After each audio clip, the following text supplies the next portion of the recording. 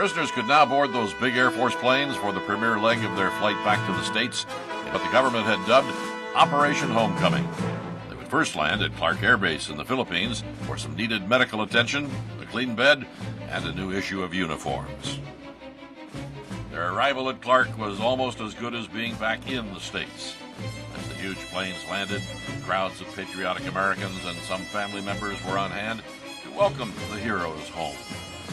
Among those prisoners of war, first off the plane, was the senior officer, Navy Rear Admiral Jeremiah Denton.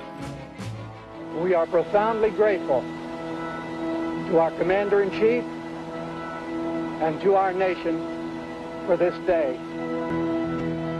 God bless America. God bless America. After a few well-deserved hours on friendly soil, the big planes took off again, this time heading east-northeast for America's 50th state and the homecoming celebrations that awaited the POWs at Hickam Air Force Base in Honolulu.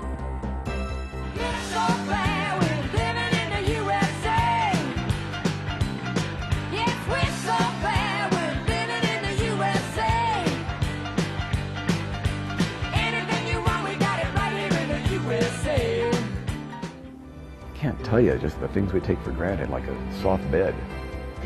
We all had calluses on our elbows and our hips and our knees from sleeping on concrete all those years. Never lose sight of the reasons that you joined the military. If you joined the Air Force or the Army or the Navy to get an education, you better look at that as secondary, because your primary duty is going to be to defend your country and its Constitution in accordance with the oath that you took on enlistment.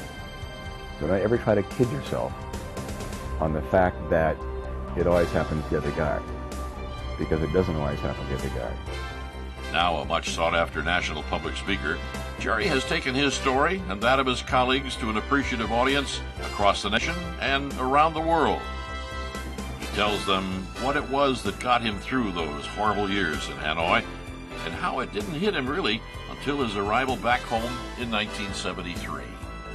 I came back and realized that probably the very key to my survival of those years in prison was going to serve me just as well as a key to survival right here at home on a daily basis for the rest of my life. And that key was simply faith. But in this context today, I'm talking about four specific aspects of faith. First of all, faith in ourselves. Faith in ourselves in those prisons in North Vietnam to simply recognize and pursue our duty, seldom perfectly, but always to the very best of our ability. And who could ask for more? The second aspect of faith is faith in one another, faith in the people with whom we work each day, faith in the people we love, faith in those men and other cells around me all those years, men upon whom I depended, and who in turn depended upon me, and I mean sometimes desperately.